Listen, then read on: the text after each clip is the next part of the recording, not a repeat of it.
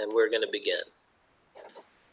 The views and opinions expressed in this working session of Change Agent is not necessarily the views of Change Agent or its affiliates globe-wide.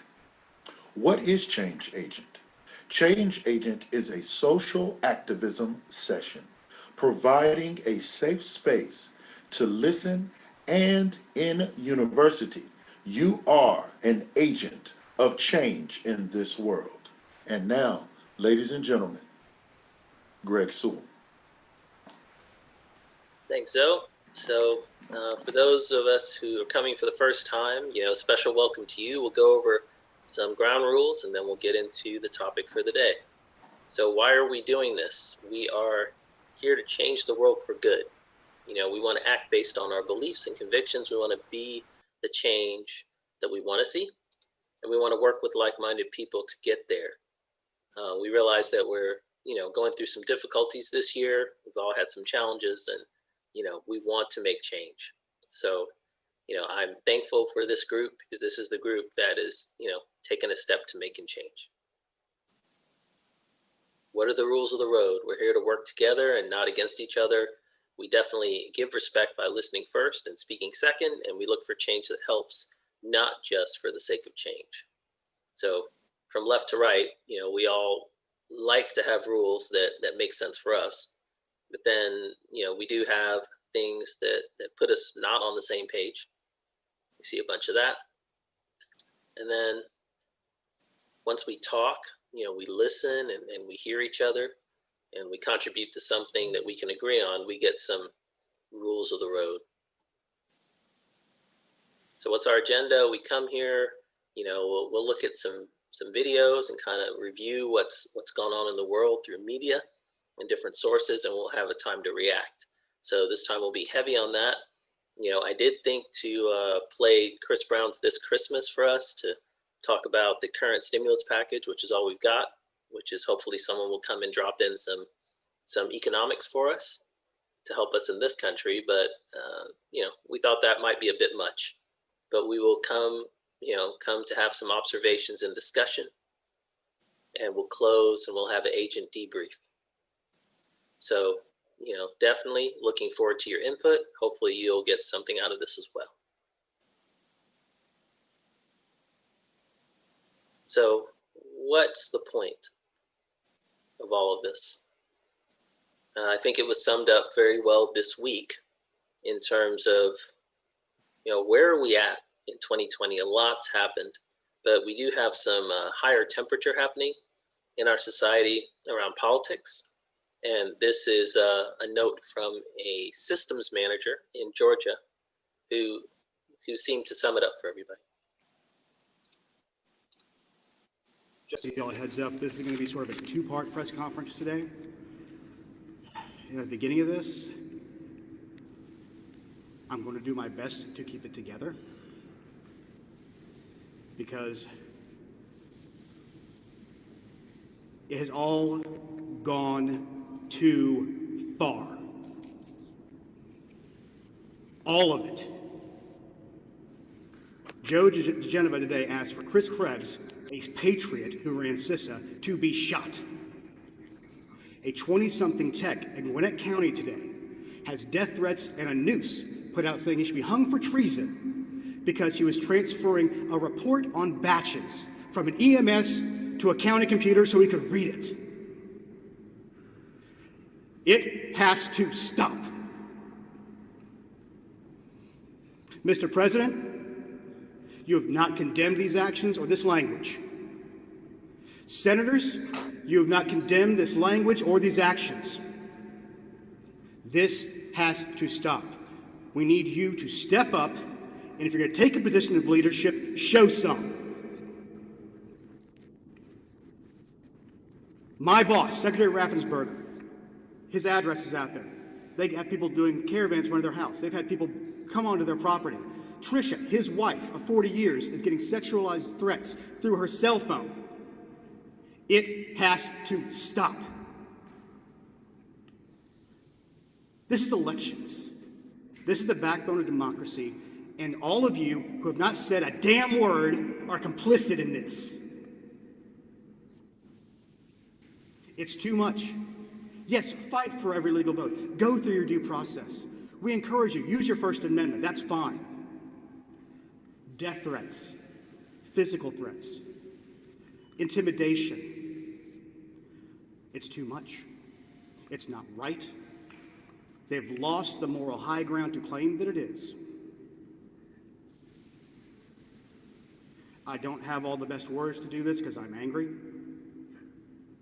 And the straw that broke the camel's back today is, again, this 20-year-old contractor for a voting system company just trying to do his job. Just there. In fact, I talked to Dominion today and they said he's one of the better ones they got. His family's getting harassed now. There's a noose out there with his name on it. It's not right. I've got police protection outside my house. Fine. You know, I took a higher profile job. I get it. Secretary ran for office. His wife knew that too. This kid took a job. He just took a job.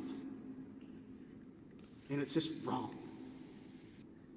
I can't begin to explain the level of anger I have right now over this. And every American, every Georgian, Republican and Democrat alike should have that same level of anger. Mr. President, it looks like you likely lost the state of Georgia. We're investigating. There's always a possibility. I get it. And you have the rights to go through the courts. What you don't have the ability to do, and you need to step up and say this, is stop inspiring people to commit potential acts of violence. Someone's going to get hurt. Someone's going to get shot. Someone's going to get killed. And it's not right. It's not right. And y'all, I don't have anything scripted. This is, like I said, I'm going to do my best to keep it together. All of this is wrong. The Geneva who said for Chris Krebs to get shot is a former U.S. attorney. He knows better. The people around the president know better. Mr. President, as the Secretary said yesterday, people aren't giving you the best advice on what's actually going on the ground. It's time to look forward. If you want to run for re-election in 4 years, fine, do it. But everything we're seeing right now, there's not a path. Be the bigger man here and step in, tell your supporters, don't be violent, don't intimidate. All that's wrong. It's un-American. I don't know what else to say on that front. I mean, these are elections. One of our goals was to make elections boring again. Well, guess what? That didn't happen. One of our goals was to make elections boring again. Yep, that didn't happen. But something has changed. It's all gone too far. Threats, intimidation, unchecked allegations, alternate facts. You know, what's going on here? Just to go ahead. So in 2020, we've had a couple things occur that, you know, we want to look at, because I know it's been difficult, you know, for some people and challenging at best for others. You know, we've had COVID-19, we've had police brutality, some political extremism, some social injustice, we've had an economic collapse. When people are looking at 2020 right now, they're not giving it the highest rating on their social media or Play, you know, app store. And we realize that, you know, we don't want to be down about things. We want to actually look at them to see what is and what can change. And it is hard at times, but there's a lot we can learn. There's a lot we can see that gives us hope for 2021. So as, you know, as is being shared in a lot of other places, we can say, are we happy, mad, sad? But the spectrum seems to have changed this year. You know, can be, are we exhausted? Do we feel restricted? Are we feeling separated from loved ones? You know, do we feel activated to do something different? Do we feel optimistic? You know, where are we on the spectrum? Wherever we are, we're all on the same path. We're all on the same road. And that road says it's time for change. We're not locked into 2020. We're going on to something different. Obviously, we've had big time social actions in our country. We've had elections. We've had protests. We've had pandemics. I mean, there's so many different things. It feels like we want to just focus in on one thing, but we can't do that. We don't have the luxury to do that. So we do want to figure out what we can do. And when we look at all of it all together, we know there was a lot of energy around politics. People were dreaming and fighting. Around the pandemic, we were trying to figure out what to do there with our kids, with our jobs, with travel plans, with, being with family, social injustice, all of this stuff. What it boils down to that we can latch on to is there were some things that required us to respond together. It wasn't enough just to be able to see if we can get masks over here or medicine over here. We needed to respond together, and we failed in that. We found out that we felt there wasn't enough oxygen in the room sometimes when we were watching the news or just going along. People started, talk about the same things, do the same things. And at some point, we felt like we just had to pick what to focus on. We would even protest at the risk of our lives, according to what the doctor said. And there were some facts that we just got buried, as we were watching the news or getting our social media. It was amazing. So the result, is that the way we lived, the way we existed in this country started to change. We started to have people threaten people. We started to have people, say, I don't believe that, even though everything I see is indicating this. I don't believe it. I just believe something else. It put democracy and people's lives at risk. So at the end of the day, we realized we're all going to rise together or we're going to fall apart. That's how we live here. But the question, obviously, is why. So we'll look at a couple things to address that. First of all, this is not new, but it's not clear. Here's something to help.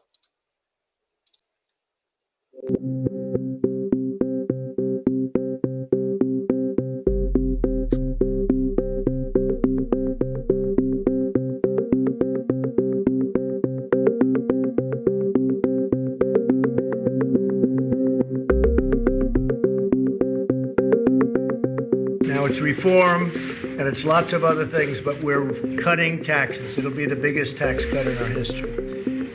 There's nothing more important to our economy. You see what's happening with our economy and how well it's doing. This is going to really bring it to the next level.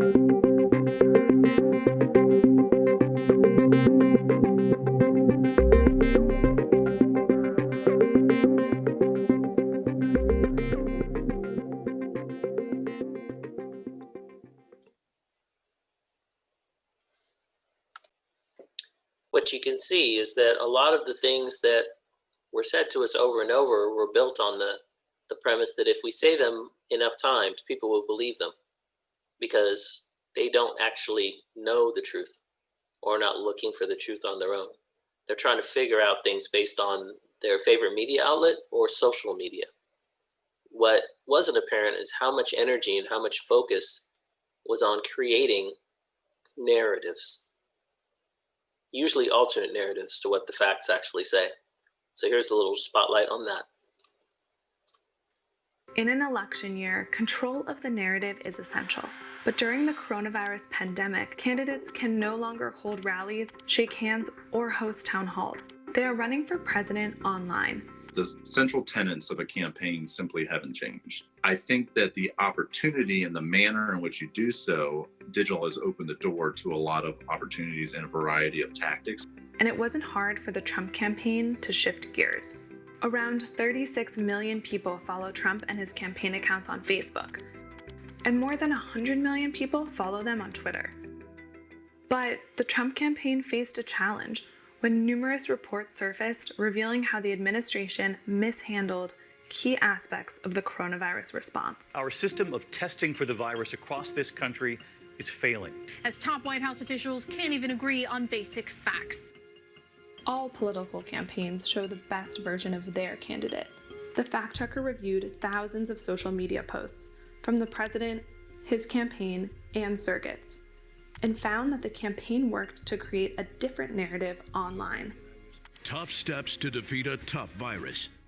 They rewrote mistakes, deflected blame, and created distractions.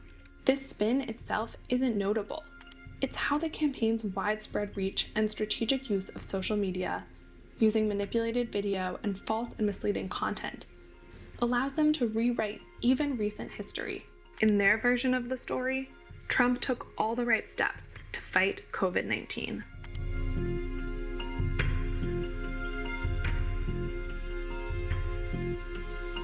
U.S. intelligence agencies issued ominous and classified warnings about coronavirus in January. But President Trump only addressed it publicly after the first case was confirmed in the U.S. We have it totally under control. It's one person coming in from China. Now to growing concerns about the deadly coronavirus. Coronavirus has been reported here in the U.S. President Trump downplaying the threat of coronavirus. Data of Trump's posts on Twitter and Facebook at this time shows conversation about coronavirus was almost non-existent. In fact, Trump instead was talking the most about his impeachment trial, the 2020 election, and Nancy Pelosi. Meanwhile, the virus was spreading, largely undetected across the country. Then as we move into late February and early March, the numbers are much more significant. We're starting to really get a grasp of what's happening in China, the way it might be spreading to other countries. Still, the topic only surfaced at Trump rallies as a political attack in late February. Now the Democrats are politicizing the coronavirus. The Trump administration continues to send out mixed messages. President Trump today denying an obvious shift in tone from previous statements. It went from we've got this under control, 15 days, this will be done, no big deal, to, oh yeah, this is, a tool that the Democrats want to use as a hoax, yada, yada, to, 100,000 people could die. And I feel it, actually. I'm a wartime president. This is a war.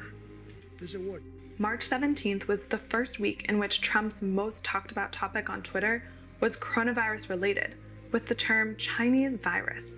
In the weeks that followed, his posts centered around fake news, New York, and White House news conferences. So he's a guy who created narratives, back when he was a reality TV star. And so it was all fake. First, the president and his campaign aimed to rewrite mistakes. Your administration due in February with the time that your travel ban got A lot. This video points to Trump's actions in stopping the virus, but pretty much skips over all of February, a month in which the administration was slow to respond. We've asked them to accelerate whatever they're doing in terms of a vaccine. We will be suspending all travel from Europe to the United States for the next 30 days. The campaign cherry-picked video clips on social media, amplifying aspects of the administration's response, some of which were simply not true. We've rapidly developed the most expansive and accurate testing system anywhere in the world. In reality, technical glitches and government regulations caused testing to fall far behind that of other countries, creating a massive blind spot in tracking the virus's spread. Other videos took people's statements out of context, misrepresenting what they said as high praise for the president. For example, in this press conference, Surgeon General Jerome Adams commended the U.S. Public Health Service Commission Corps. You're right, Mr. President. They are tireless. They're doing things that have never been done before. But the ad creates the impression that he's talking about Trump. They're doing things that have never been done before. Then the Trump campaign began to deflect blame for the consequences in the US and point to China. Coronavirus infected millions, crushed the world economy. One nation deserves the blame, China. If they can shift the blame successfully in the public's mind to China rather than to Trump themselves, there can still be discussions about the pandemic, about COVID-19, even about the deaths in the US, but a different culprit would be. A different culprit. That's what we figure out if we analyze this. We realize that this is not some weird thing that we just feel in our minds, but there is some sort of alternate reality being created.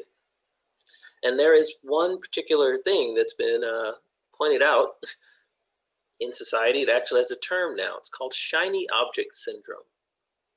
Shiny object syndrome is supposed to describe the state of mind which a person cannot focus on more than one thing at a time because of a deluge of information that's coming in.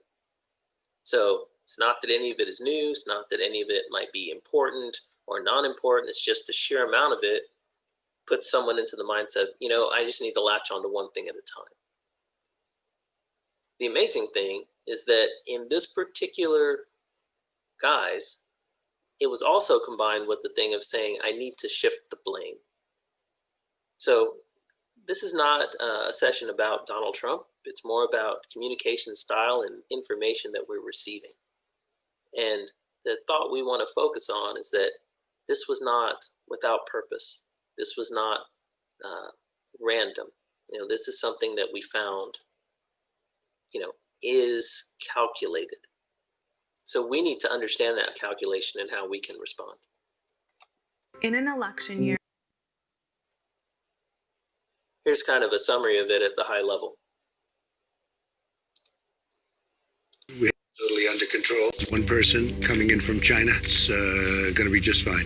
We have it very well under control. My administration will take all necessary steps to safeguard our citizens from this threat. A lot of people think that goes away in April. I think it's going to work out fine. We have it very much under control. We're very close to a vaccine. Because of all we've done, the risk to the American people remains very low. 15 within a couple of days is going to be down to close to zero. One day it's like a miracle. It will disappear. And this is their new hoax. Unfortunately, one person passed away overnight. You take a solid flu vaccine, you don't think that would have an impact or much of an impact on corona? Anybody that needs a test gets a test. It will go away, just stay calm. I don't take responsibility at all. It's something that we have tremendous control over. We're not going to let the cure be worse than the problem. I hope we can do this by Easter. The CDC is advising the use of non-medical cloth face covering, so it's voluntary. You don't have to do it. Just minutes after a Fox News report on the demonstrations, the president began tweeting, "Liberate Minnesota, liberate Michigan, and liberate Virginia." And I see the disinfectant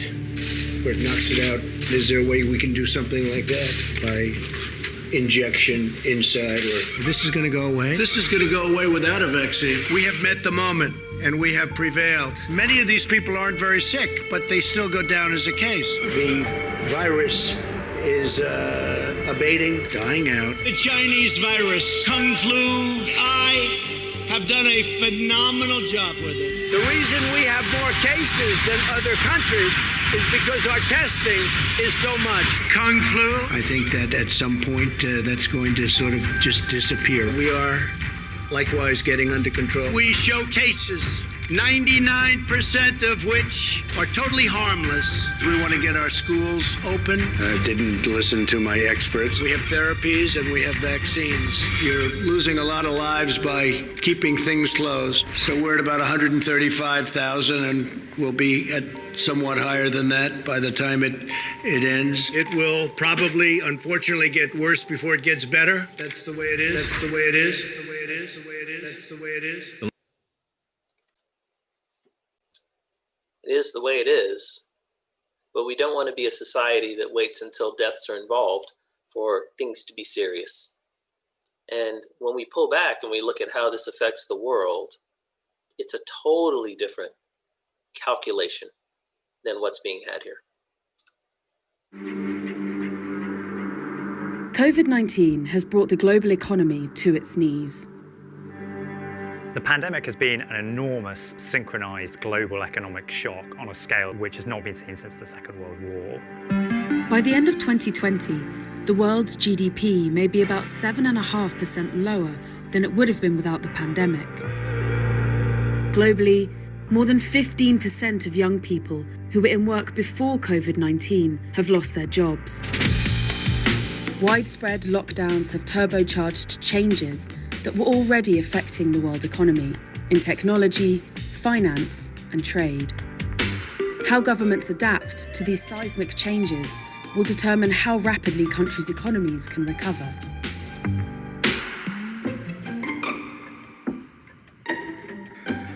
In April this year, American unemployment was the highest since the Depression. Back then, around a quarter of Americans were jobless. But from the bleak depression of the 1930s was born the New Deal, an ambitious federal plan to create jobs and kickstart the economy. 40% of those seeking work have found it. We have a long way to go, but we are on the way. The crises of the 20th century forced governments to change their policies for the better. It's often been the case that after big periods of economic upheaval, you've had a reforging of the relationship between the individual and the state.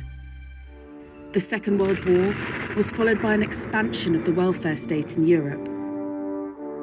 And high unemployment and inflation of the 1970s led to Ronald Reagan's and Margaret Thatcher's free market economics. But in the 21st century, the largest economic shocks have not led to such a change. The global financial crisis, people thought maybe you'd have a rethinking of how banking worked, but in the end, you only got incremental reform. The effects of trade with China were not adequately anticipated by Western policymakers. They did not think about the impact it would have on some workers who were exposed to it, and I don't think enough thinking had been done about the implications of big tech for the economy and society. Those on the losing side of these economic shifts have felt left behind. The result is you've got the rise of populist politicians like President Trump, the vote for Brexit, the rise of right-wing or economically nationalist populism around the world.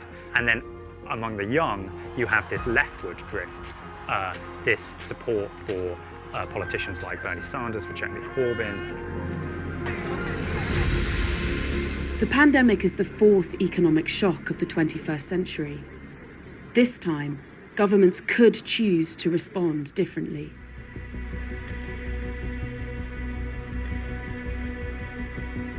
In the aftermath of the global financial crisis, many governments, especially in Europe, chose to tighten their belts rather than spend. The result was slow economic recovery. You had governments which turned to fiscal austerity, to cutting spending to balance their budgets too soon, which also weakened the recovery and made it slower than it otherwise could have been. Now we have the pandemic, an economic downturn that's very deep, and I think it's important that governments don't repeat the mistakes of the 2010s. So far, spending is exactly what governments have been doing. And to pay for that spending, governments have been borrowing a lot. To keep borrowing costs down, central banks in America, Britain, Japan, and the euro area have created new money worth almost $4 trillion. That money has financed household income payments, furloughed millions of workers, and bailed out businesses. This is not just a local thing that we're in, but there is a big choice that people around the world have been making. Do we save people's lives, or do we protect our money? The problem here is that this is a false choice. You know, if you don't have people to fuel an economy, you don't have an economy. And there's no way you can build an economy and let people die, because it depends on consumer confidence.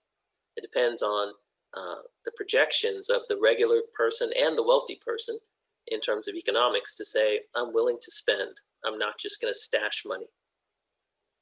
The amazing thing is that when you look at that disassociation between fact and fiction, it starts to stress people's ability to make good decisions. And so we get caught in these false choices. You know, the question is, where did this all come from? And we're going to get to that in a second. But we have it totally under control. There's a cocktail, a social cocktail, that always destroys the democratic way of living. It has three parts: populism, laws and norms, and conspiracies. So populism is the thought process that we need to protect us first. We're going with the needs of our people, and we don't really need to partner or think about the needs of others in the same way as we think about ourselves. So it manifests in America first: close the borders, protect against others. We flirt with it here and there, but it leads to a bad breakup every time. As far as laws and norms, you know, for a long time, people were confident that when they had a law on the books, whether it's in a state or at the federal level, that's something they needed to abide by. As of late, we've had a lot of people, you know, basically saying, I don't like this law, and challenging laws. And also then falling back to what they would consider a local norm.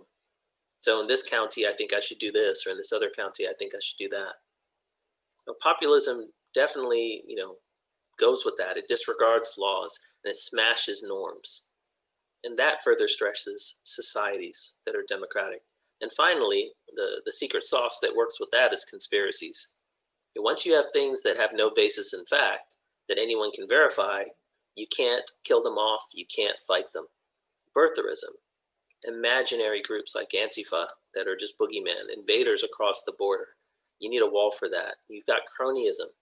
You've got, you know, I will pick as my top advisors my entire family. Those lead to distrust and an erosion of democracy. So where does that put us when we see these cocktails being mixed up for us to drink? So right now we have a new segment that I'm very proud to introduce to us. It's the Change Agent Checkup.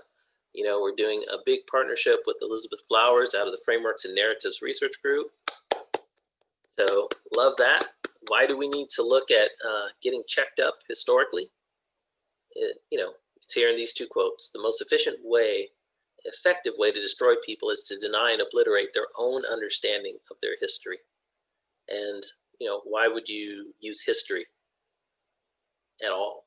You know, it has a practical value. The practical value of history is to throw the film of the past through the material projector of the present onto the screen of the future.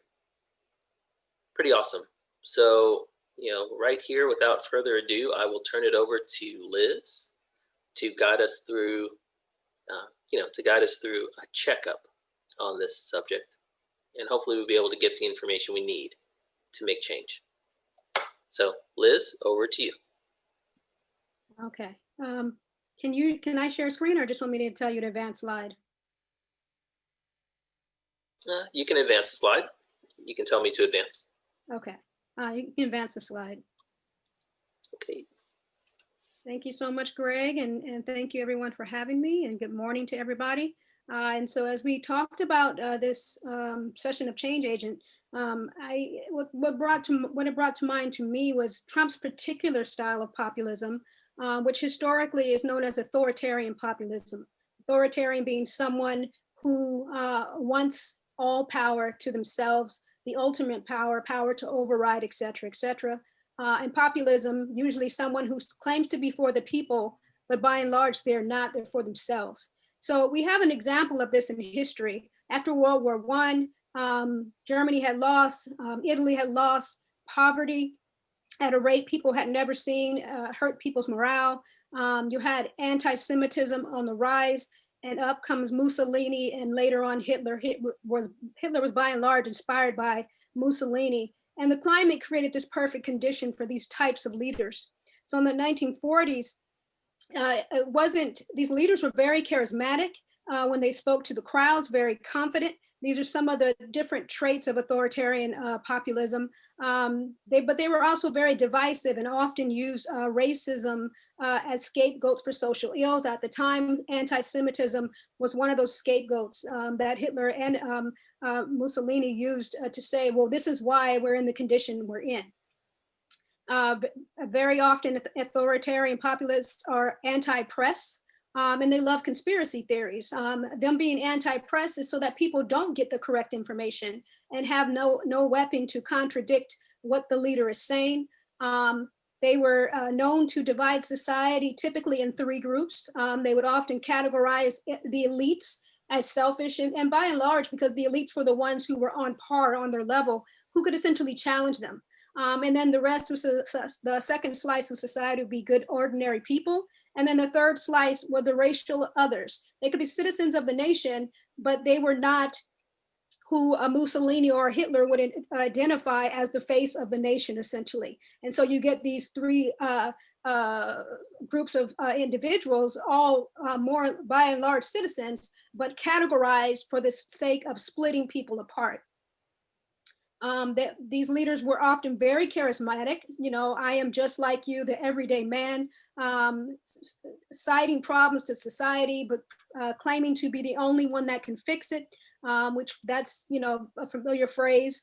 And lastly, they were often very militant, gave militant speeches, and even their gestures and their hand movement were very militaristic. And they used their speeches and certain things they would say to whip up their followers, and you would hear their followers chanting back the different things that they say. And so they created a cult-like following, and often they demand loyalty, but they themselves are loyal to none, not even to the state. They're loyal as long as they have ultimate power. So moving forward, I'm going to give you I'm going to say that I see this type of leadership in Trump's style of leadership, but this is not a commentary on his administration. This is not me looking at his policy. I'm simply identifying the parallels in Trump's leadership here in America to that of authoritarian populists. Next slide, Greg. From there. I'm sorry. So throughout American history, there have only been 3 authoritarian populist presidents. And Donald Trump has by far been the most extreme. He does have contemporaries that began to copy his style, such as, well, I would say he's probably copying more of Putin. The president of the Philippines also admired him, who also is authoritarian, as well as, I think it's Boris Johnson in Britain, essentially, kind of copying that authoritarian style. Until it became unpopular, until Trump became, you know, people began to kind of laugh and mimic him. But take note that Trump, when he entered politics, he used the politics of birtherism to even enter the political scene, claiming Obama having not been born in the country, was always very divisive when he started his campaign, utilizing xenophobic, racist tropes, othering certain Americans as a problem, i.e. Mexicans and various other groups, as well as Middle Easterners. He was very much anti-press. You can remember, he notes the press as the enemy of the people. Thus, if they are the enemy, by default, he is the truth, essentially. And that, again, creates this cult-like following, this miscommunication. Well, how do we, you know, get the truth? Oh, you listen to Trump, essentially. And some people fell for it, unfortunately. He was also very charismatic and claimed to understand everyday people, to speak for everyday people, because he chose to purposely not be politically correct. People would say, oh, I identify with him. I understand his sentiments. Essentially, I can relate to him. His speeches, some would say, well, they were not militant, but if you watched his early rallies, they were actually he was very militant, promoting violence. He would put the press at the back of the room, essentially, and would often refer to them and say, yeah, you know, it's okay if you hit one of them, it's not a big deal, et cetera, whipping up his followers to jail his enemies, i.e. Hillary Clinton at the time, or encouraging violence against the press or anyone who disagreed with him. Lastly, Trump leverages power. He maximizes power by controlling those who can check his power, such as Congress or even the courts, stacking the courts on purpose with people that he chooses, wanting that exchange of loyalty when he eventually gets to the courts, essentially. And so institutions will be included in him leveraging his power and putting his thumb on the scale per se.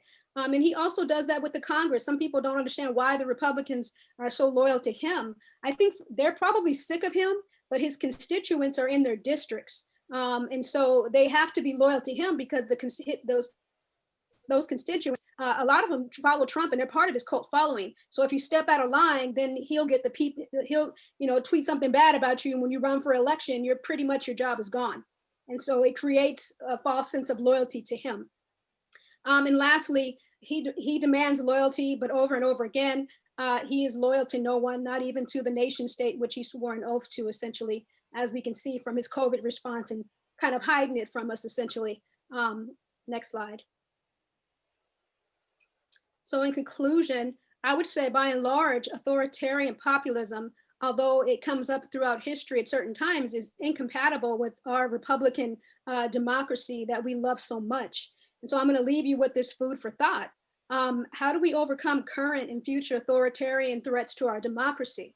Trump started something and he wasn't able to finish it, but someone else will follow that model. Someone else, and people have already run on that model. There's a lady from QAnon who got elected to Congress who supported those QAnon conspiracies. So if we think it's over, you have to think again. How do we overcome the legacy of this authoritarian populist threats to our democracy? That's kind of food for thought I want to leave you with for you to think about for yourself. Lastly, there is a popular quote from Benjamin Franklin. After they come out of the Constitutional Convention, after the American Revolution, he was asked by a lady, she says, well, doctor, what have we got? A republic or a monarchy? And he says, a republic if you can keep it. So there is no guarantee that our republic will remain unless we, the people, demand it to remain, demand our votes be counted, demand the elections remain fair, et cetera, et cetera. With that, I'm gonna turn it back over to Greg. Thanks, Liz. Really appreciate that. We know that, you're doing a lot of work closing up the year as a professor there at the collegiate level. And, you've got a lot of things that are irons in the fire, but, for you to be able to take out time and put together a little spotlight for us, that's excellent. Really helps us to get historical perspective there. So, once again, I know that you're doing a lot of work also with your research group and you're still getting that together. Is there any way that you would like people to be able to get in touch with you concerning, your frameworks and narratives at this time, or should we just look out for further information on that? You can look out for further information. It's still in development. Okay, gotcha. Gotcha. So excellent. And, we're always proud at Change Agent to have partnerships and collaborations with people and organizations that are bringing us facts. And I think, facts first, we're going to make facts great again. We're going to make conversation and listening great again. So without further ado, we're going to get to our change challenge questions that'll allow us to have some great food for thought and a little bit of focus for our discussion. So 3 questions for the group. How can you mend divisions, by responding to things based on fact as opposed to championing narratives? That definitely speaks to the social media stuff that we've all been deluged by. How can we help restore community by choosing love and privileges, basically asking people to do things by providing them, what they need and saying, can you do it? Over championing rights and rules, because we've had a lot of fights over that lately. Third thing and last thing, how does building democracy produce a healthy society? Why is it important anyway? Why are people all over social media, news outlets, people who have historical context, why are they concerned that the way we live is not going to survive? What was attacked? I know that this group has a lot of great input, so we're going to go into that and have folks talk. So if you can take a picture of the screen or whatever you need to do, let's definitely address one or all these questions and see where we can get to. So with that, I will open it to the floor. So anyone who wants to raise their hand or do whatever, we'll definitely talk about that. Zoe, please go ahead. Yes, I definitely would like to jump in. I think that this is just riveting. I am having such a hard time with the state of affairs going on, and more the ripple effect of what's happening, not just the main thing. Because I think moving names and people aside, this construct and Professor Flowers, I have to say that you did an excellent job, and I actually want you to hear my clap. I think you did an incredible job today breaking that down, and I think my main concern is the ripple effect of what's going to happen. Based off what, and as much, I hear your questions, but I'm just so drawn to what she said, because what's scary for me is if the whole nation went that way, went the route, right? No matter what, the disenfranchised neighborhoods get hit the hardest first. You understand? I'm not talking about black or Hispanic or white, because I know there are plenty of people, our Caucasian brothers out there that have relevant issues, and affirmative action and some other programs weren't even necessarily created for that of a particular Afro-American or Hispanic race. Understand? I get that. But the culture, the way it is, society, the way it is at this time, these disenfranchised neighborhoods end up getting hit the worst no matter what. And so that is one of the scariest things. And if you kind of want to really see how effective these models or these systems are, you start to look there first. You don't have to build a concentration camp when you have a ghetto with multiple people already killing themselves off. It's almost like Ghetto 2.0. And so that's one of my major problems. Thank you for putting the questions up there, Greg. Yes, and you guys can see all of those questions in your chat box. That's my 2 cents. Thank you so much. Excellent point. You know, a lot of us have on the ground or street level things that are being affected. We might not realize why. And I think Liz did a great job of giving us some context, some templates that we can see, you know, that we can understand that, you know, this is not new necessarily. All right, good stuff. Who else would like to share? Hi, this is Dave, and thank you all for the input. The first question on mending divisions is, I think it's worthwhile to take a look at that and ask myself and ask ourselves, is it worthwhile? And if so, what kind of relationships do you have with people you know you disagree with? Who's in your circle that you have problems with, that doesn't see the world the way you do? It's been good for me to be in regular conversation with Greg. We talk and pray together about 4 times a week, 3-4 times a week. I voted for Trump in 2016. This is the first year I've ever voted for a Democratic president. And I've been voting for president since Gerald Ford in 76. So, and I've got a heartwarming story about why I've done that, but I'm not going to waste time. Who's in your circle that you disagree with, that you fundamentally think differently from, and what's the quality of that relationship? And is it worthwhile to build it up? I've never been a Republican. I'm a conservative. I still am. I have to vote for people who care about the things I care about, and they're in the Republican Party. That's how that is.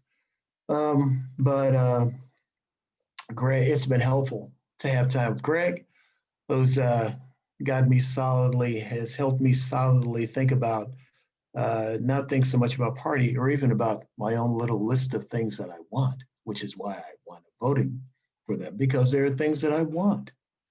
And he's been able to move me on from the not being Democrat, not being Republican, but being a theocrat. Where is it, line up what you're doing with where God is, line up with what you're doing with biblical principle and how you read biblical principle, which is healthy. But it takes time. Greg's somebody who I like. We have a relationship, known each other a while. We have things in common. We don't think alike. What is the quality of the relationships you have with people who are not like you? Is it worthwhile to do it? Because this is slow work. I'm looking at question number 1 around mending divisions. Thanks for letting me share. Excellent. Thank you for that. Relationships matter, right? Making relationships great again. So, definitely listening and responding is awesome. Angela, I see you have your hand up. I'd love to hear from you. Great. This is excellent.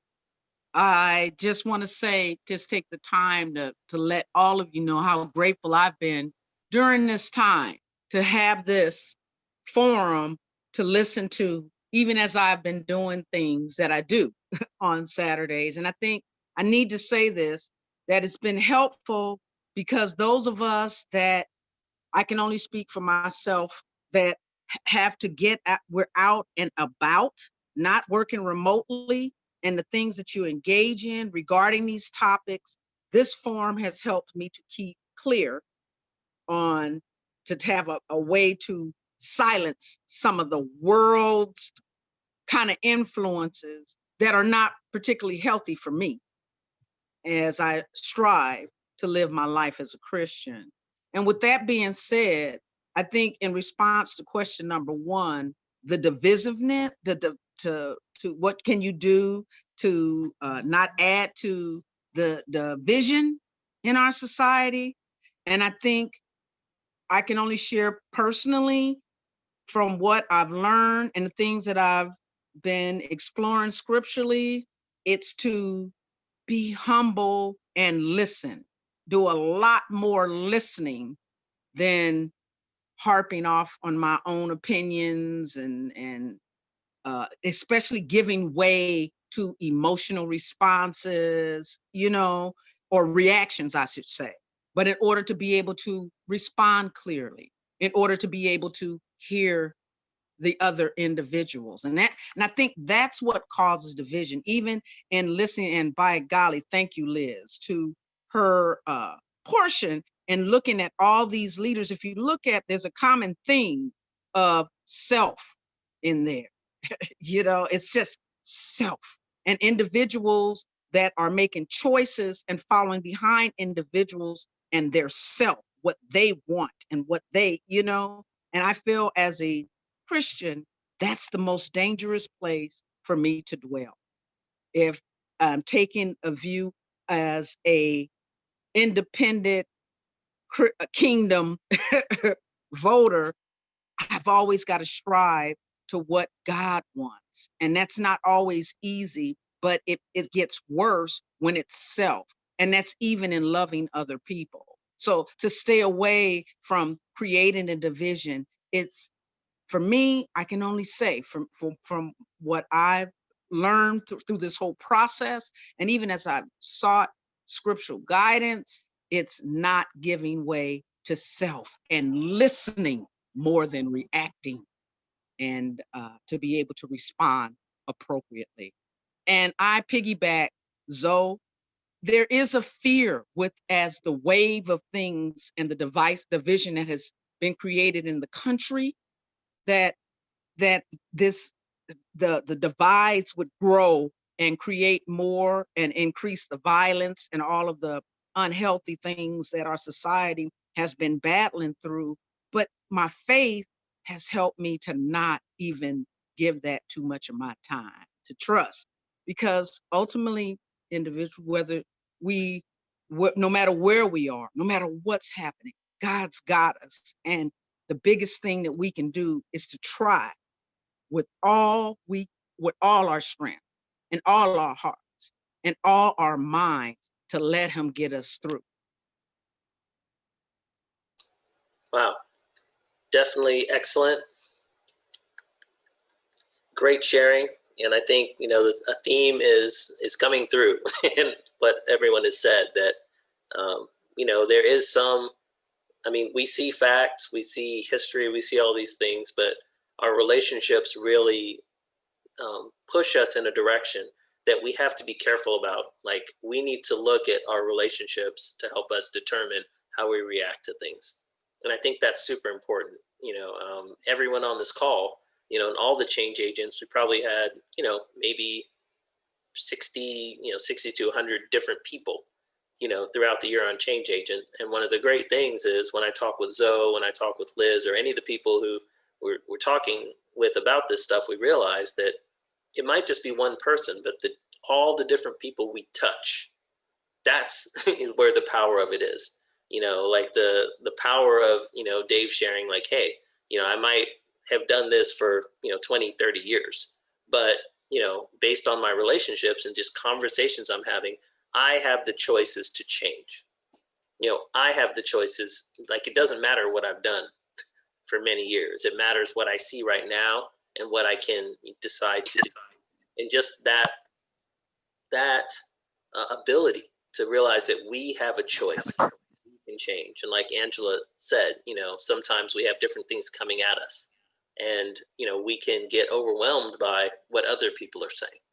But, you have the agency. You can change.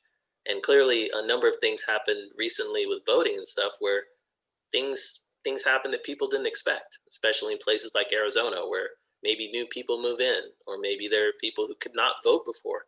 And they're like, I couldn't say anything before, but I'm going to express my choice. So really great conversation here. Definitely looking to see if anyone else wants to share. Jesse, welcome. I see you're back there. Zoe, definitely. I see you. Go ahead. Just one chime in. For anyone trying to get in, there are people trying to get in. Maybe somebody is trying to suppress more than the vote here in some system. I'm not for sure. So we are lacking volume here because people are having some connection issues.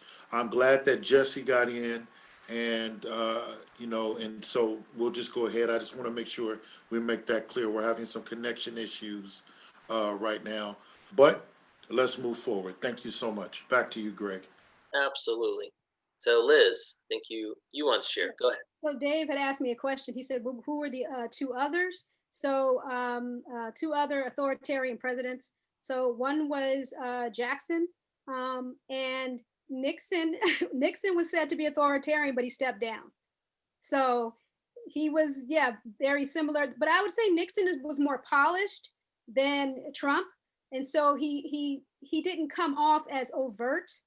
In some ways, it was a little more rehearsed with him. So I would say Trump is probably more on par with Jackson. Very overt, very, as a matter of fact, Trump has openly spoken about admiring Jackson's style. So that's not surprising. But Dave, I just wanted to say to your comment, because you and I spoke, you, Vince, and your wife spoke a long time ago about your politics. Do you remember that conversation? A long time ago. It was entertaining. Yeah, it was very. We were sharing, our politics, and him and his wife, me and Vince were having an interesting conversation. And it was just usually good humored about this stuff. Yeah. I always just wanted to know, okay, well, what brought you to this party or that party? But what I want to say is, I do hope that the conservative Republican Party, I hope they rebuild themselves, because it's not working with just one party. And I would hate to see the country collapse to where all you have is Democrats and then you have Trumpers. Honestly, that would be on par to having Democrats and George Wallace party. I mean, I don't really know any way to say it, but so hopefully, even if they have to create a third party to reinstate themselves, I hope they do. I agree. There does have to. Thank you, Liz. Yeah, that was a great conversation back then. It was fun, and I do. I agree. It's important that we have a loyal opposition, whichever party is out of power, that is still loyal to the principles, to the laws of the country. Yeah. So yeah, I hope that the regular conservatism as found in the Republican Party, where it coalesces, I hope that does rebuild. I think it will, but it's hard work. I want to take it back for. I want to take one more minute. The first question is really interesting, Greg, to me. I just got to say a little bit more about it, about mending division. I live in a primarily white neighborhood. We moved about a year and a half ago. It's easy for me to be in a place where I have people who think differently from me, although I've always voted conservative. I still know who I am. The laws and the way life is in Idaho or Arizona makes sense to me, but I know I cannot live there. Okay. And I knew that at some point I'd have a break with Trump, and I did, but I voted him in 2016, knowing that. So I have a sense of remove often. I very rarely voted for somebody that I liked when we talk about president, very rarely. But mending division, to me, mending division means doing something, but taking a look at relationships. Is there somebody around you who thinks differently from you? So I got a guy at the corner who is about 85 years old, and he asked me, what do you think about these protests? And what do you think about this stuff, black person? What do you think of, he's white, old white guy, 85 years old. It's Archie Bunker kind of thing. But he understands black people, and he was a teacher in the LA school district for many years in Nickerson Gardens area, in other impoverished areas. Black friends, worked with the whole thing. What do you think about this stuff? And I blew him off for a little while, or I gave him a kind of snap answer. But I had to think about, he is the only guy who's asking me. But this stuff is on TV all day long and everything. And I'm doing something here to be, as I had to make a decision, to be as accessible as I can be, to be friendly and open as people see me walking, and walking my dog and being friendly. That's conscious choice. So what I have to put it out there. I have opportunity if I choose to take it.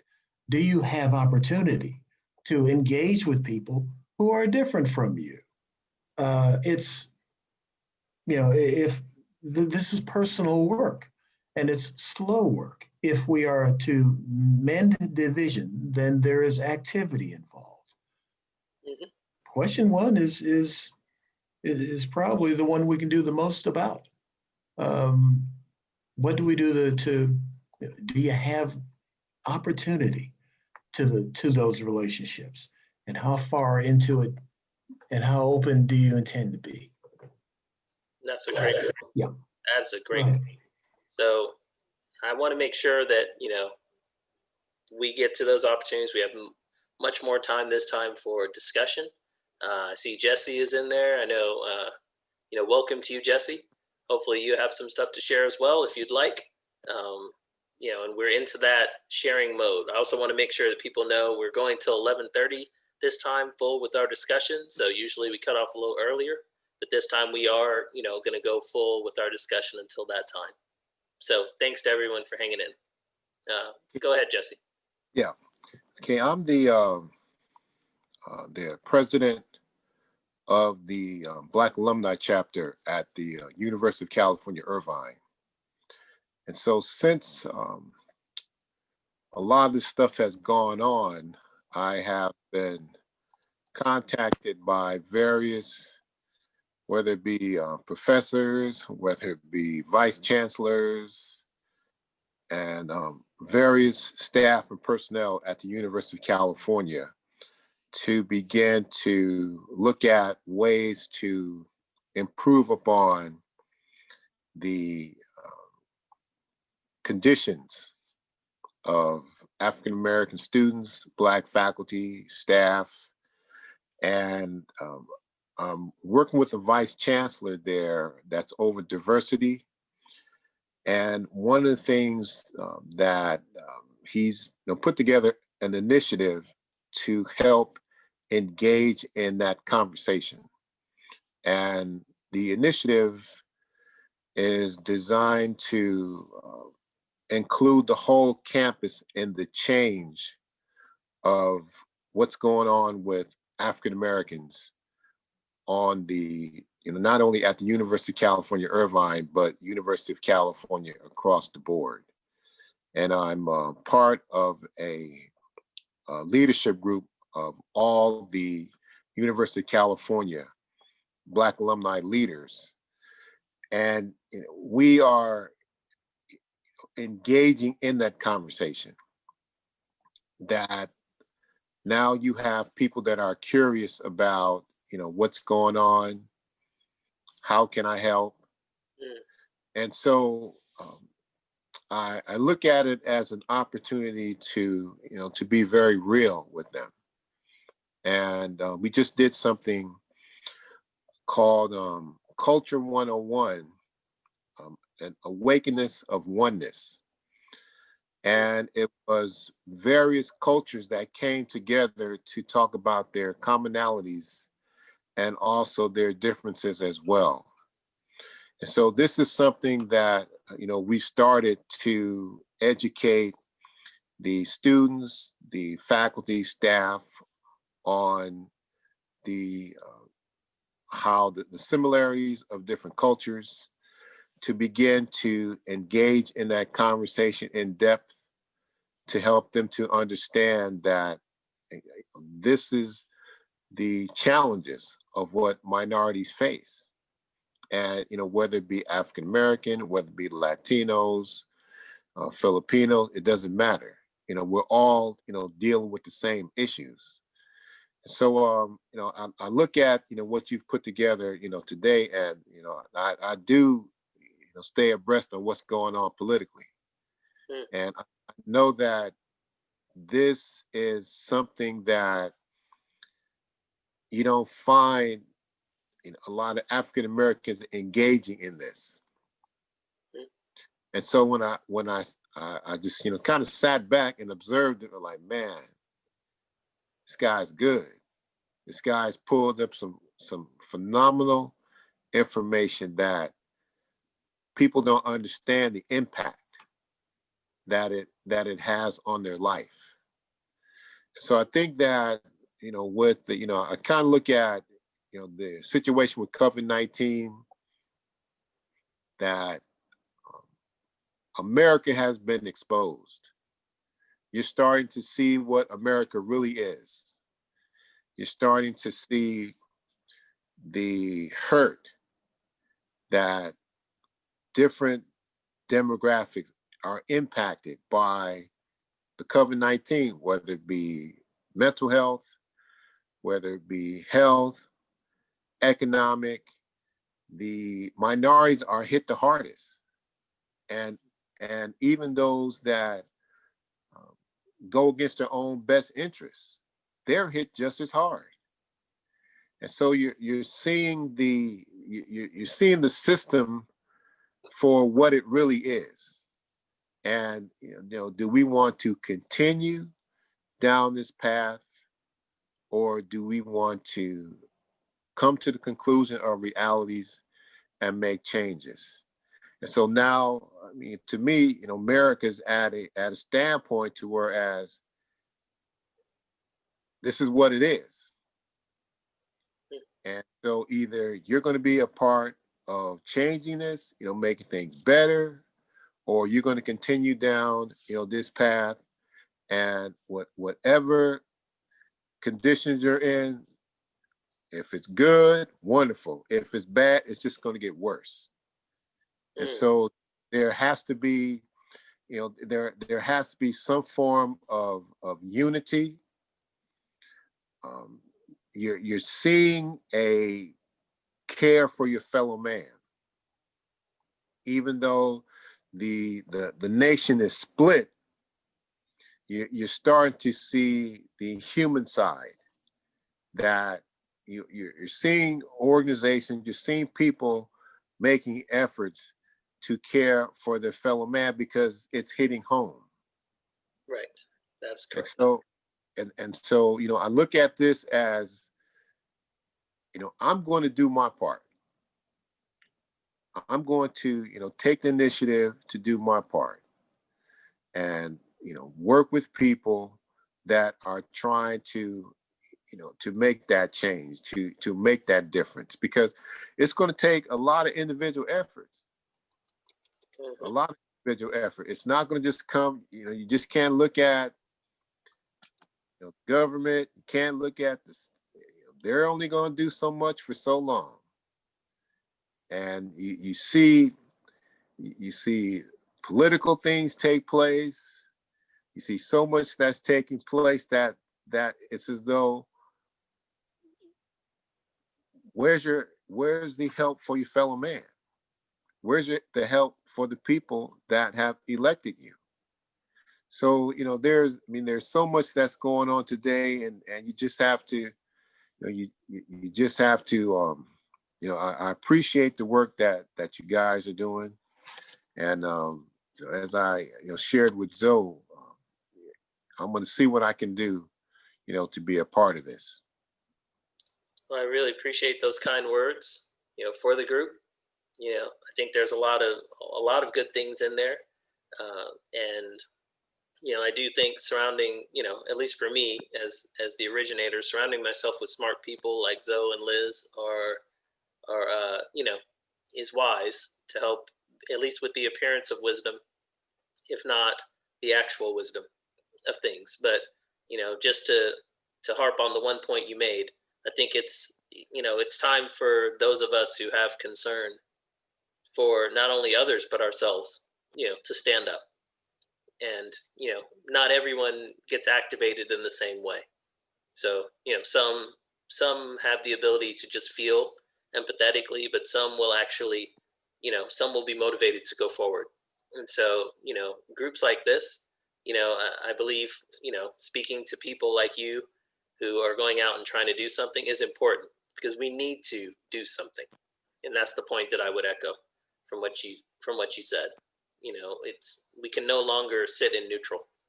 You know, it's going to be one way or the other. So Liz, I don't know if you had anything you wanted to chime in there. Yeah, so Mr. Moore, I guess it's nice to meet you. But I think that California, I mean, I would say the nation state as a whole, but we live in California, right? The same committees that you're being pulled into, I teach at the community college, those same things are happening everywhere. So there is kind of an ear to the ground on the government looking at Black people, in particular educators. Hey, how do we fix this? How do we change this? So with that, the Cal States bring about the mandatory, ethnic studies courses and or African American history. That's going to be a graduation requirement. So we kind of see these changes coming about, change over from the DA, even the idea, a lot of people said, you know, hey, you know what, defund the police, that's a horrible thing. And well, I would say that probably a more correct phrase would be restructuring the way monies are spent for mental health to make it also a priority.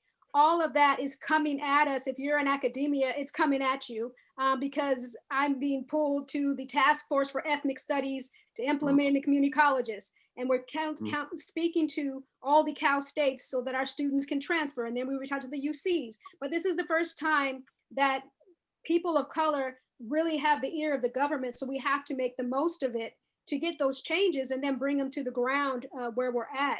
And so it is an exciting time, but we can't waste it. And so I appreciate your statement of, hey, we can't sit back. We have all the opportunity in the world right now with this governor in particular, wanting to see those changes for young folks, wanting to see people educated and expanding ideas about what is culture, what is, getting other students to understand and celebrate difference rather than using it as a negative mark on individuals. So, I applaud you. It would be interesting to see how the efforts are going in the UCs. I teach in the community college, but the UCs are not always a part of our conference. So that's a curiosity to me to see what they are going to implement on the ground, particularly because I came from UCLA. Okay. Well, actually, we just met with the president of the University of California. We put in an agenda, with him, met with him, discussed it with him, and he was actually thrilled to see a group of Americans on a Zoom call. And so, we didn't record anything because he just wanted to just openly talk.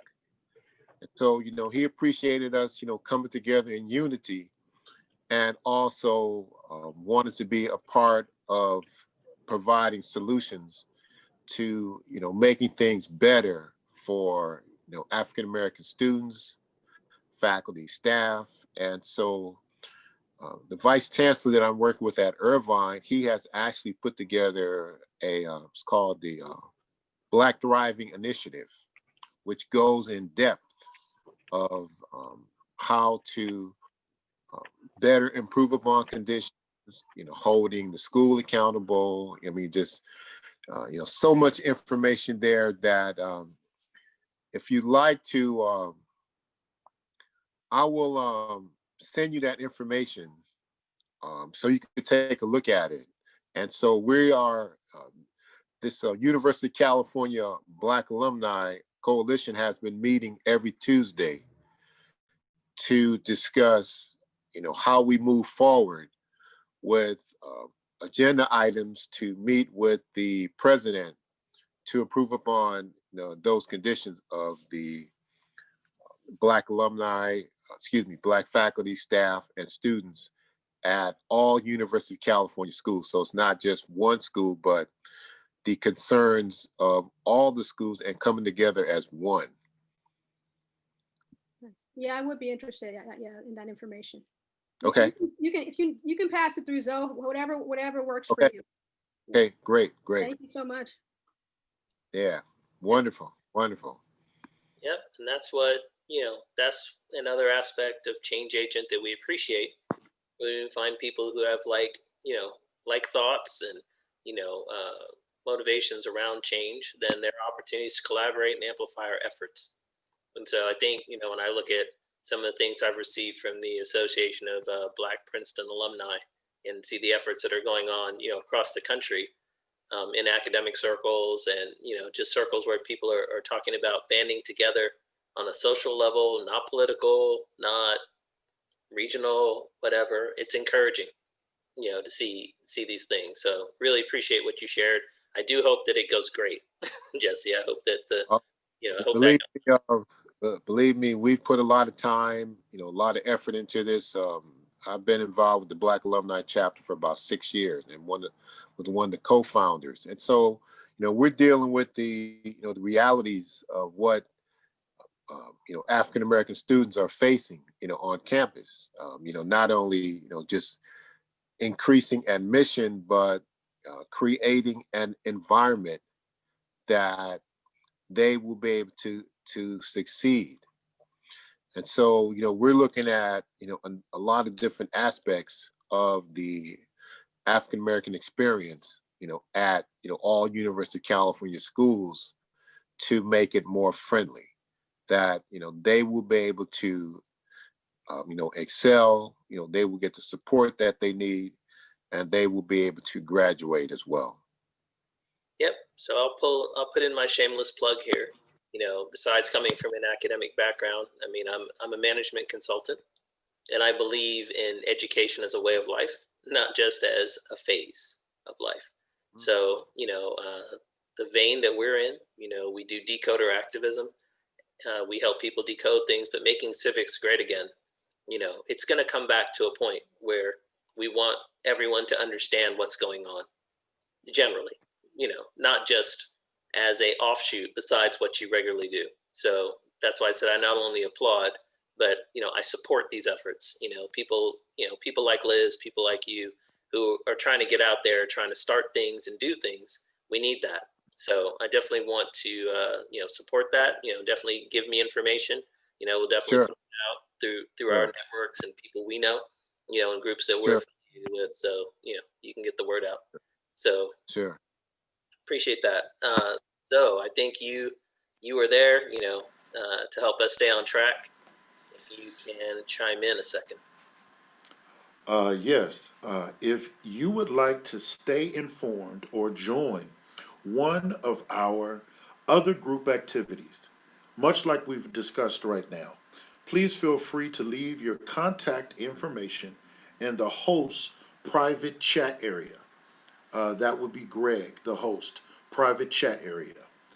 Also, we will be close to finishing up the main portion of what we're doing right now as far as our session, and officially leaving room for those who need to leave or go to go. But as of right now, well, I don't want to take it away from you, Greg. I love it when you say it. Why don't you go ahead and officially end this out, and then we can stay for the after party or chat. Sure. Well, first of all, before I even say that, happy holidays to everybody. This was a great session. We definitely got to have some good, deep discussion right now on, on the topic, which was what's going on and how we can see echoes of this in history, where we can talk about civics type stuff like populism, authoritarian populism, but we can also see that in society, there's just a regular old inability to focus that's been hurting us a lot. And shiny object syndrome is real. It sounds like a funny term, but go check it out. There's some cool videos on there. There's actually a great article in Entrepreneur Magazine. Being a business person, I love that, about shiny object syndrome, how a lot of business people have been hurt by that. But living in an socioeconomic climate, time is not just money. Time is life. Time is the resource we cannot get back. So, I'm thankful to each of us who took time today to be a part of this year-end change agent. We're going to close up our regular session right now, and we're going to go into our VIP after party, where we'll have, a little bit of focus on one particular topic, and we'll have some kind of free discussion before we close out. So those who have to go, definitely I appreciate, all of that. Change agent appreciates the input of all. And, we encourage you to be the change that you want to see. Be the change that you want to see. Don't wait for a politician, a congressman, a friend, a family member. Like, we need to encourage each other to be people who want to change and change for the good. So, thankful to everyone for that. Nice to meet you, Jesse. Good to hear from all our folks. Yeah. Oh, yeah. Yeah. And, we're going to shift into one more video that will set us up for that. So, and once again, we're so thankful for our new segment with our History Yoda. So, there it is. Great job. We're looking forward to hearing more of those, when you can churn them out. So with that, we'll shift into the last thing. We'll look at a little bit of it. It talks about the impact of what we spoke about on the world, not just on us, but on the world. Please hold while we shift.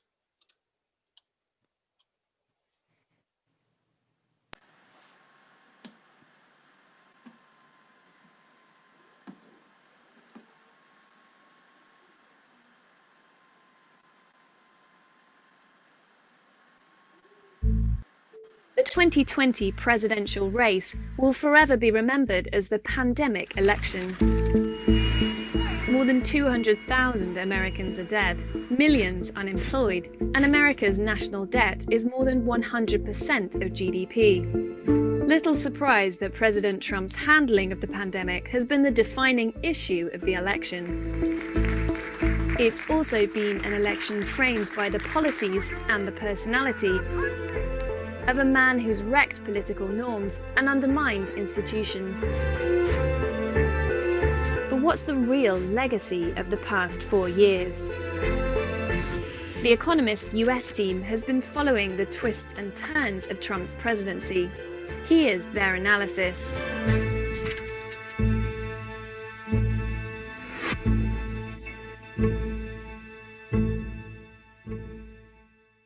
In 2019, Donald Trump presided over America's lowest unemployment rate in 50 years, a buoyant stock market, and fast annual wage growth among the lowest paid workers. The economy was booming, just as he'd promised. I have made billions of dollars in business making deals. Now I'm going to make our country rich again. Trump's tax cut bill was signed within a year of taking office, cutting corporate tax from 35% to 21%, and decreasing taxes for around 65% of working Americans in 2018, but particularly for the rich.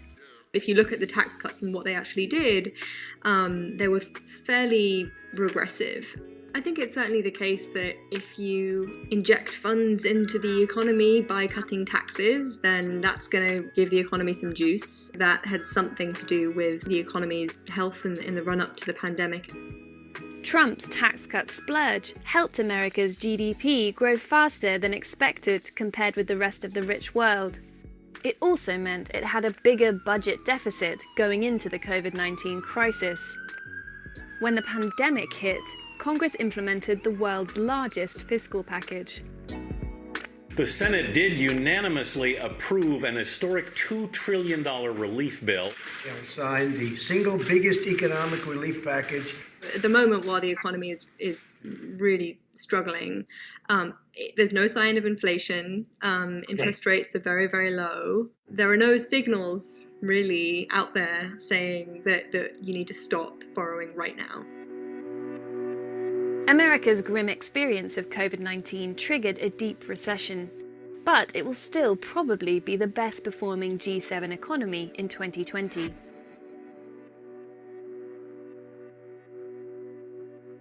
The future does not belong to globalists. The future belongs to patriots. The future belongs to sovereign and independent nations. President Trump promised to put America first, an anti-globalist stance which he wasted no time in implementing, pulling America out of 10 international organizations or treaties.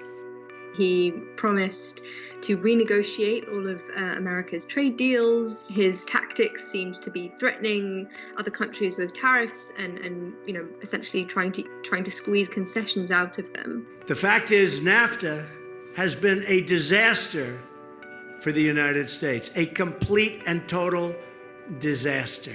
His critics said that this is a very, very dangerous strategy because the risk is you toxify politics in the other countries that you're dealing with. And so if you enter a negotiation essentially promising to bully the other side into submission, the risk is it just kind of blows up in your face. Yet, clearly, there were all these deals. He renegotiated a deal with Mexico and Canada and a deal with South Korea. And then there's China. Starting in 2018, America waged a trade war with China. The average tariff rate on goods traveling between America and China has since more than tripled. If Trump came in promising to, in some ways, reset the relationship with China, when it comes to trade, he has managed to do that. We can disagree about whether all of it is in a good way, but he's reset it. The two countries agreed the first phase of a trade deal in January 2020, which included an agreement from China to lift some trade barriers and to buy certain American products. But right now, it doesn't look like China will meet those commitments. The other thing, there are still tariffs on hundreds of billions of dollars worth of Chinese exports to America. And looking ahead, I think those will be quite difficult to roll back entirely. The US-China relationship has been changed, and in a way that is not going to be very easy to reverse.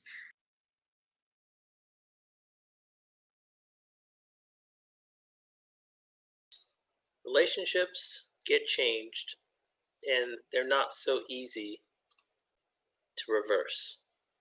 So the question for this, for this after party is, based on all the stuff that we heard and we learned,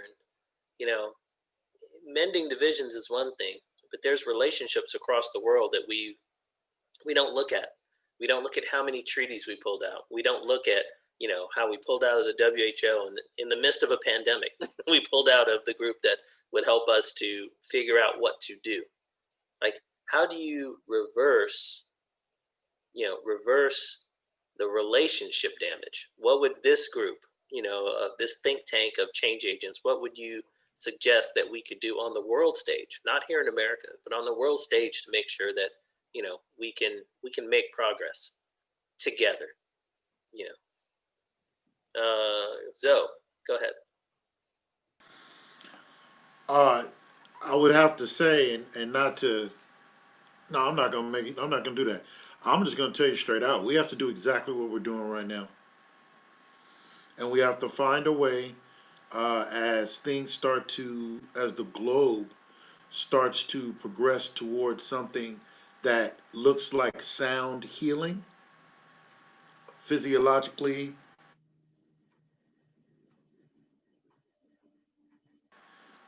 then further with all of our boots on the ground safely and effectively.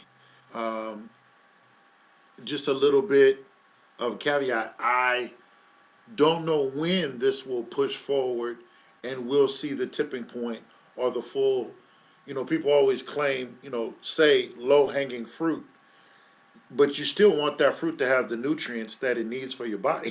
So, it's very important. And so I think we have to further this. I have to say that I think change agents, matter of fact, I know change agents has absolutely, totally put me on a path to make my own decisions as a man growing up, as a man with a family.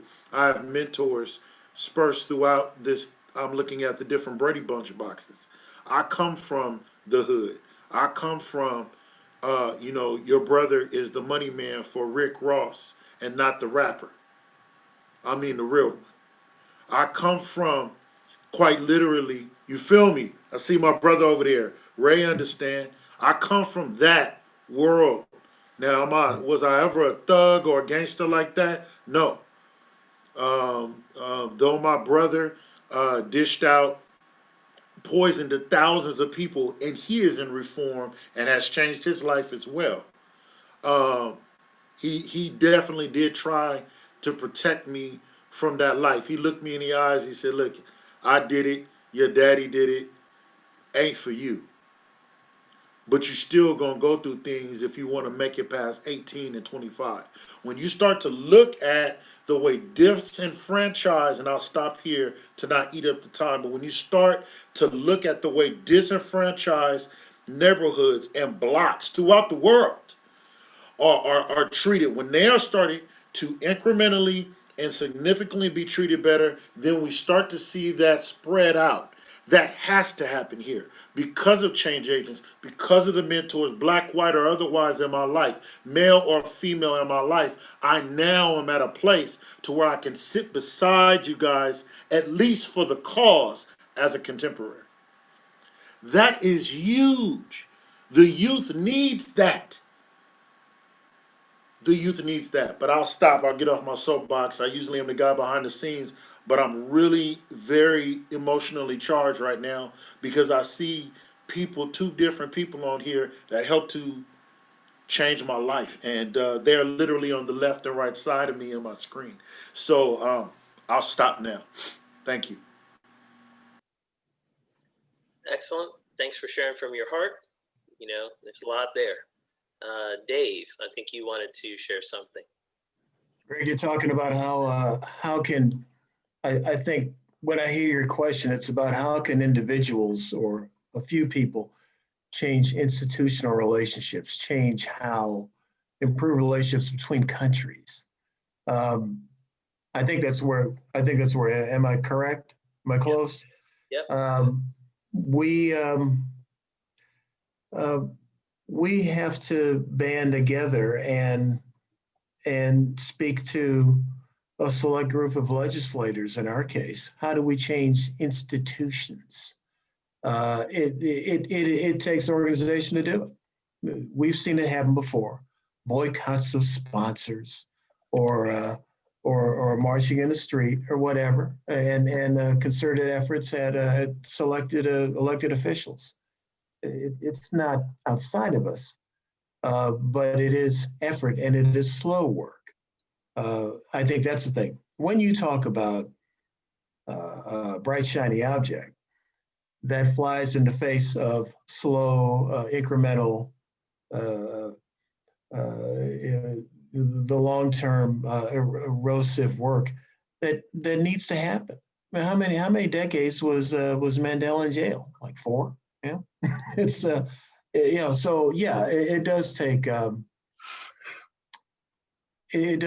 patience and focus, and it takes a group of people to do it, to help others see it as well.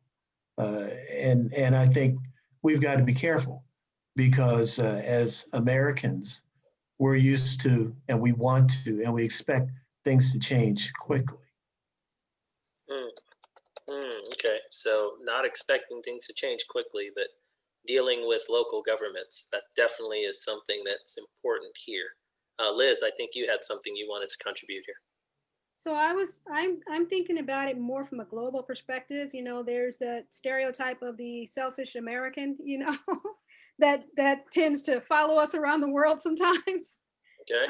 But I think it's similar to what Dave was saying, having these campaigns that bring us back to the table, whether it's back to the table with the Iran-Contra deal, with the Iranian uranium deal that we had, and saying, hey, you know what, that was a good thing and not a bad thing. I think it's the aid programs. Okay, we're getting COVID vaccines, but what about the smaller countries? Pressing our government to reach out, because what will happen is, you know, the Western nations will get better, but that COVID is still alive. And so we can't afford to simply say, we're good, we're done, but pressing our government to expand so that COVID is no longer a problem. The same way with the polio campaigns and previous things from the past. But also going back to the table for, you know, global warming, and making sure that our leaders understand that we are still thinking about those little nations that are already being swallowed up by water, you know, and our pollution and our responsibility and our role. Because it'll project the image of no longer the selfish American, but these individuals care about everybody. It is a globe. It is a shared space that matters. So I'm thinking about it in a kind of a larger perspective, but it comes from on the ground, the same way the Divestment in Africa campaign went, from college students and people on the ground here saying, hey, you know what? Don't spend our money that way. Essentially, it has to come from us being aware and educated about the issues, and what we do affects the world. And it can't be this America first and only us type of style. We have to think beyond. I guess you could say we have to become global citizens. It's probably the best way to say it. Yes, there we go. So I knew the phrase would come out at some point. Global citizens. I was waiting for that. You know, I think Jesse he took us down the path I was hoping we would get there right then, with the common man. What can we do as a group, as a group together? And, we're almost to the part where we're talking about small government versus big government, but I'll wait for someone to bring that up too. Ray, I think you have your hand up. You're still on mute though. Oh, okay. Yeah. Good morning, or almost good afternoon, everyone. Thank you for the opportunity to speak. Okay, now the video clip that you played with Trump and globalism versus America first. Sometimes I'm torn and in conflict with that. See, I'm a union rep, and I represent over 50,000 members in the 6 states of the southwest part of the United States. And I'm a carpenter rep, and I represent labor. And I know NAFTA, and I've talked to a lot of Teamster reps and how NAFTA affected labor and transportation and so forth. And most specifically, the black truck driver or the black carpenter or laborer that works in the trades was affected by NAFTA in a negative way. So it's conflict when we talk about globalization and putting America first, because we lost all these jobs. And the bottom line is, education is fine, but we need jobs as far as black people. And the black truck driver, the black tradesman that was affected by globalization, because the old saying, when America gets a cold, black people, we get the flu. and we suffer the most. So yeah, we have to address that issue that do we go for globalization or do we go for America first? And the fact that will the black worker be taken care of? The black tradesman, will he be taken care of in that outcome? You know, because everybody wants to protect their own interests, and in saying that, we have to protect our interests as the black worker to ensure that we get the best wages, the best benefits, and the most job opportunities.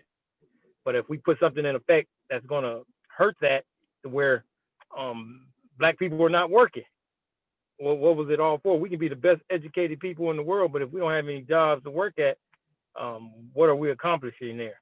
So I just wanted to throw that out there, that we need to think about the trades, black labor, jobs, wages, and benefits for our people. And if we get phased out, we're the ones that suffer the most. Thank you. Great points. I think that a lot of that speaks to the nuts and bolts of government, and having that kind of approach built into economic planning and economic, some reform, but just planning itself. You know, so one thing that eroded that we all kind of missed on is that over the last 4 years, you know, we really haven't heard a lot of policy. You know, we would hear a lot of talk about a slogan or whatever, but, you know, folks in the Midwest, for instance, of all ethnicities, felt left behind, left out, where promises on manufacturing didn't happen the way they should. You know, there was a big focus this time in reaction on labor. You can see that our president-elect definitely talked with union leaders, talked with different labor groups to say, you know, we are going to come back to the idea of taking care of labor. So I think that's a great point that you brought up, Ray. I would say, look at some of the policy things that I have seen on the president-elect's, you know, site.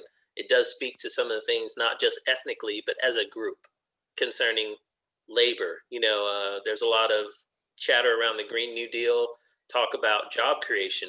Those are important things. We do live in an economic society in that regard. So got to work that question out. I don't know if we can work it all out today. Got to work it out. Angela, I think you had something you wanted to share. And you're still on mute if you are sharing. Yeah. Hi, guys. You know, I wanted to speak to what Liz mentioned about the greater scientific community and being able to draw together a global response to this pandemic. One of the things that I shouldn't say is great, but I think on a positive side with where we are today as a society is that we have learned, hopefully we have learned, or at least we have the means in place to perpetuate a global response to even the more remote places than we ever have in this current, to respond to this current crisis. Because we have worked through, just looking historically, everything from the bubonic plague to smallpox to polio to things. What is the greatest challenge? And I think that's where the area of unity and policy and coming together is being able to share, being able to give recognition to all of those players throughout history that have responded. One of our greatest faults as an American society is being so self-focused and not paying homage to all of the scientific contributions that have come from Americans from all backgrounds. And we have a unique opportunity because we have individuals that have contributed tremendously to our medicine and healthcare that were from a lot of these places that need to get this vaccine. And it's just something that I wanted to put out there, just to give consideration to. We do have the means. It's just putting in the work and getting out of ourselves as the big brother kind of overlord superpower kind of thing that we do that hurts others. Yep, big point there. Well said. I think there's going to be a lot of discussion coming up. And if you have your ear to the ground politically, you are hearing some things around supply chain economics and logistics, how, another intended side effect that was negative of the last 4 years is that we didn't have a lot of planning in place for this kind of thing, whether it came from politically stripping and destroying the pandemic group that was brought in under the previous administration to highlighting the healthcare inequalities and inequities that we have in communities of people of color.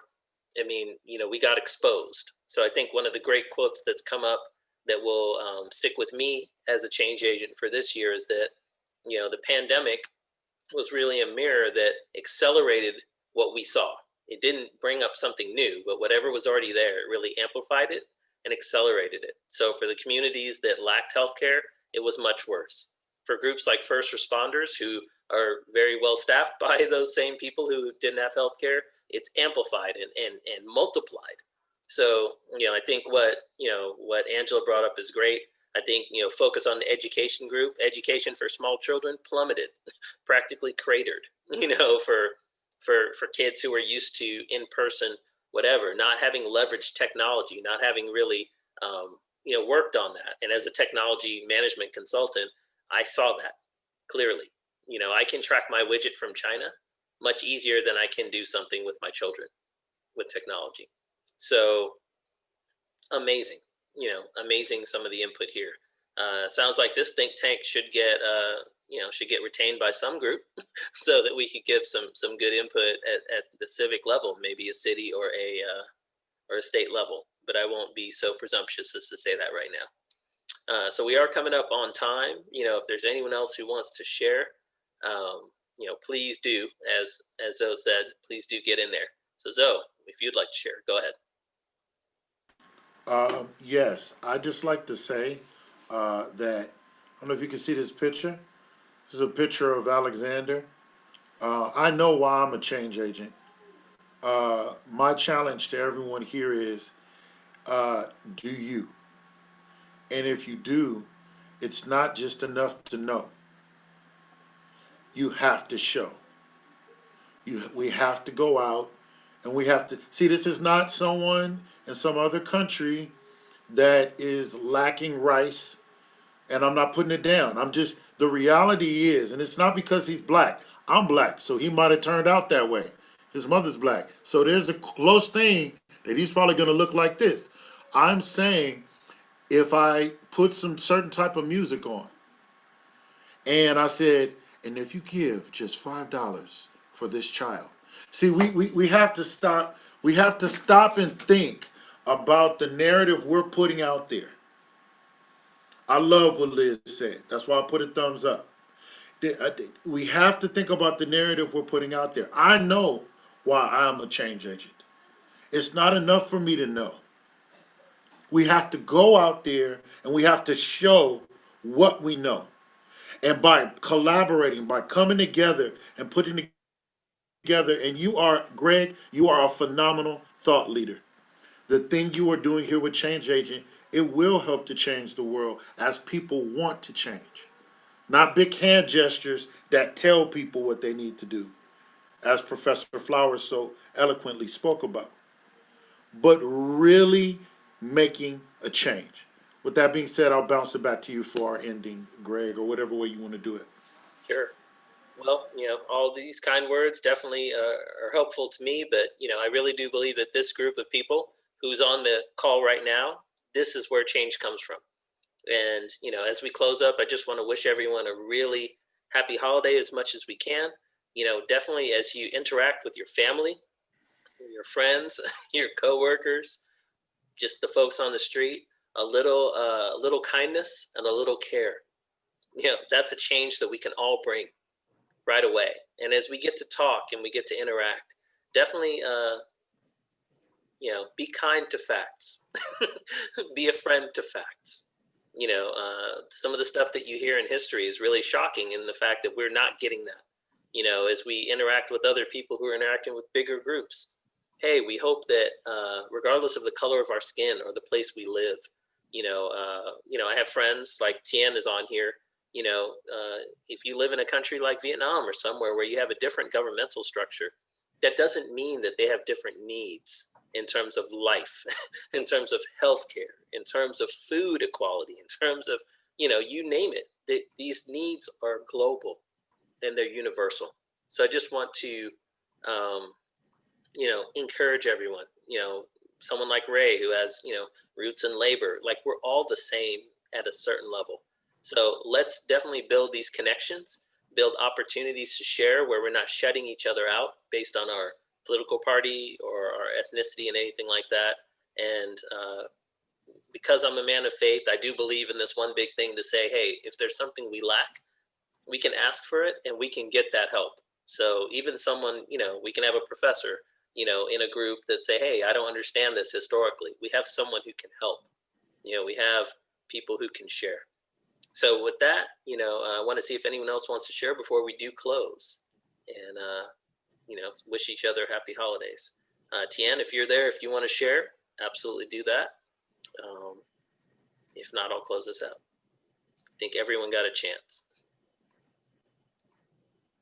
Okay. All right. So, Hey, Greg, I'm here. Sorry, had another meeting, couldn't join you earlier. No, just appreciate just being on the call so far, be able to hear what you guys are shared so far.